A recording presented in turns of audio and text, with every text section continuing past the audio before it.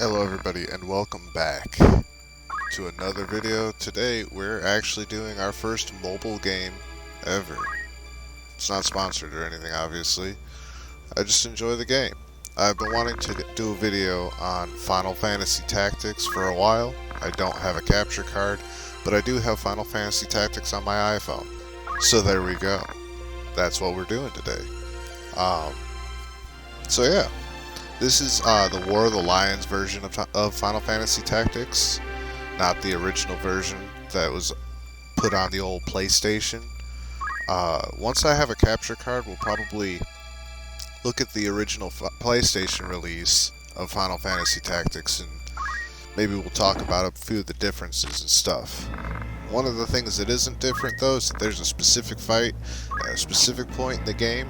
If you know what I'm talking about, you know what I'm talking about. This is what decides the men from the boys, so to speak. And if you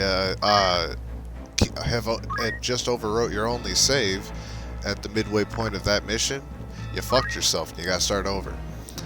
I'm sure y'all know exactly which mission it is. It's super, super hard for no goddamn reason. Anyway. That fight is absolutely still there, just with different dialogue. So the dialogue is the primary change you'll notice with War of the Lions versus the original Final Fantasy Tactics. In the original Final Fantasy Tactics, you had that classic 90s style translation, Final Fantasy style translation. You know, the stuff that made Barrett sound like a black guy who doesn't know how to be black. Or more directly, an Asian guy who doesn't know how to be black. But I digress. It's the same kind of translation. It's shitty, it's funny, there's a lot of entertainment to be had out of it. So yeah, this version has a more Old English kind of translation about it. The dialogue is a lot more coherent with itself, but also definitely a little harder to understand because it's not a version of English that's really used anymore. And I give them a lot of credit for going through the effort to do that, to take this old-fashioned English and translate the game to that. So, because it's like you take the game and you translate it to English, then you take it from English and translate it to Old English, because Old English is like fucking gibberish compared to what we use as English today. You know, it's so totally different. And there's a few things that you'll notice might be making a little bit less sense, but if you put it in the context of the time period and the form of English being used, then, you know, it makes a little bit more sense. It definitely will make a little bit more sense that way. But yeah, as far as other gameplay changes, there's a few extra classes. You can actually make your own character into a Dark Knight now, which is pretty dope, honestly. And I think there's a couple other classes that were added in as well. Gafgarian's not the only Black Knight anymore. There's a new Black Knight in town. I don't even know if they're called Black Knights in this version. Also, randomized names are definitely still a thing for the rando NPCs. So in that first little tutorial fight that we're watching through, or whatever, shout out to a guy whose name was Fox. Shout out to that guy. He died. He died. But his name was Fox, and that's great. So that made me happy. The story is the exact same.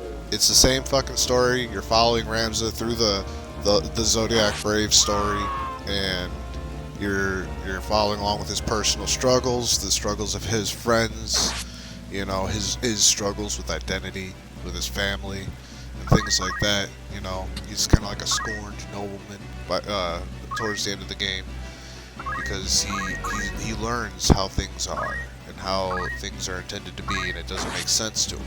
He doesn't understand why there has to be injustices when we can just treat everybody equally and fair. And so he's kind of a fighter for that cause, and that's cool. You know, I like that kind of stuff. And honestly, the story's pretty interesting, pretty well written. Classic, well-written Final Fantasy stuff. This one's not nearly as convoluted as most of the mainline games are. The main numbered Final Fantasies tend to be, but it does have a lot going on because while you've got the whole personal struggles of Ramza and his family and his friends and everything, you've also got the struggles of the church trying to hide the fact that there be demons about, and it's totally their fault that there be demons about. In fact, they're specifically trying to summon these demons. It does get weird. It definitely does get weird, and I like it. These demons make for good boss fights, and they make for very interesting, gimmicky kind of bosses and stuff. So I'm into it. I'm totally into it.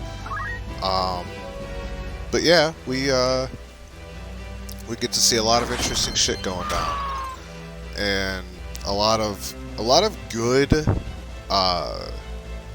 high impact moments in the story. A lot of moments that hit really hard and do a really good job of that.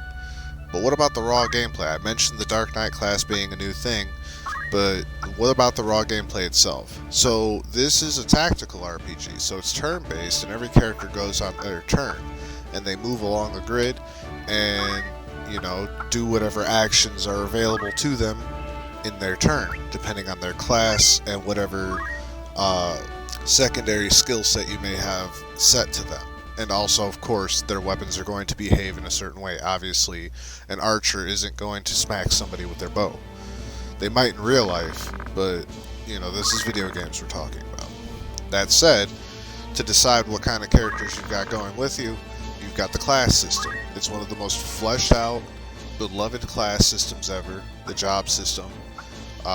It was also seen in Final Fantasy V in a slightly different sense, but here, I think it was better done. I think it was more appropriate here, actually, is the way I think I would want to put that. It's not that it's necessarily better done, it's just applied more appropriately because of the genre that this game is versus the genre of Final Fantasy V. And the class system, I think, is phenomenal.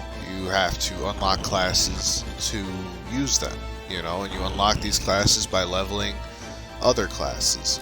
And some classes will require a variety of different classes to be at a variety of different levels in order to unlock them. Like, most of the basic classes, all at level 8 is what it takes to become a mime. I don't even know what the hell a mime does. I've never done it.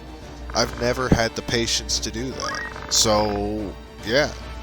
But there's a lot of interesting classes.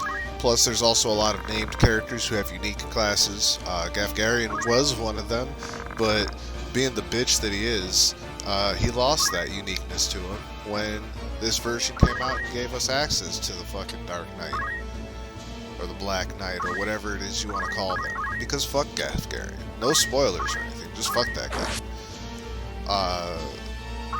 But yeah, this game also has the ability to hire on soldiers.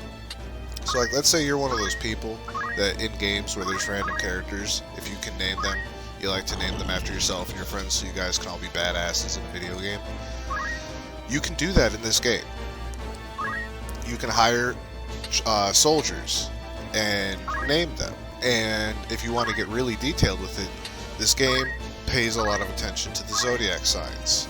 Every character you find has a zodiac sign. They have a birthday and they have a zodiac sign, and it actually has effects on things. Characters that have a higher compatibility with the healers, for example, White Mage, might receive better healing effects and better protections out of that White Mage if their zodiac signs are more compatible, whereas their zodiac signs are less compatible, they might be more likely to miss, or something like that.